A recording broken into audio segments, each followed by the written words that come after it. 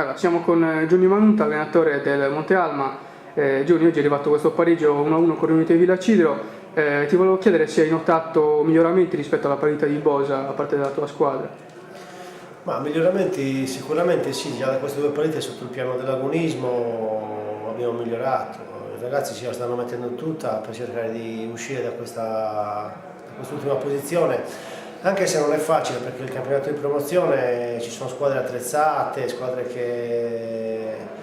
che puntano a vincere, fanno quasi il professionismo. Questa che abbiamo incontrato oggi è una squadra che secondo me sarà una delle pretendenti per la vittoria finale perché giocano abbastanza bene. Noi abbiamo cercato oggi di fare tutto per cercare di vincere questa partita, non ce l'abbiamo fatta, ma adesso cercheremo nel mercato di dicembre di aggiustare il colpo perché sicuramente qualche giocatore per darci una mano ci servirà. Certo.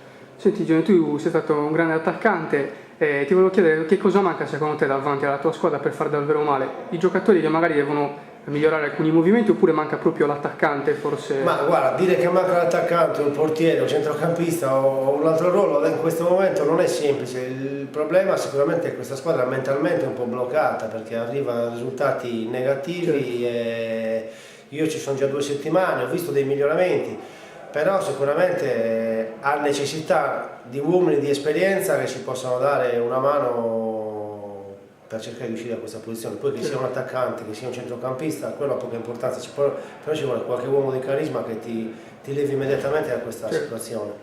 Senti, ultima domanda, ti volevo chiedere, tu hai lottato per vincere campionati, sia diciamo dal tecnico che dal giocatore, anche ovviamente per salvarti. Ti volevo chiedere se c'è una ricetta giusta insomma, per arrivare alla salvezza. La ricetta giusta non esiste, l'unica cosa è non cercare di non abbassare mai la guardia, di non darsi per spacciati, perché se la pensi così a quel punto lì è difficile tirarsi fuori. Io ai ragazzi gli ho detto quando sono arrivato mentalmente di pensare che la squadra aveva una penalizzazione di 5-6 punti, che abbiamo recuperato questi punti, se no saremmo stati più avanti. Dunque, con questa mentalità stiamo cercando di uscire da questa posizione. Io sono fiducioso, poi se riusciremo a portare qualcun altro che ci dia una mano sicuramente ne usciremo da questa posizione. Certo, va bene, grazie a Giunio Manunta e in bocca al lupo per le prossime partite. Grazie a voi.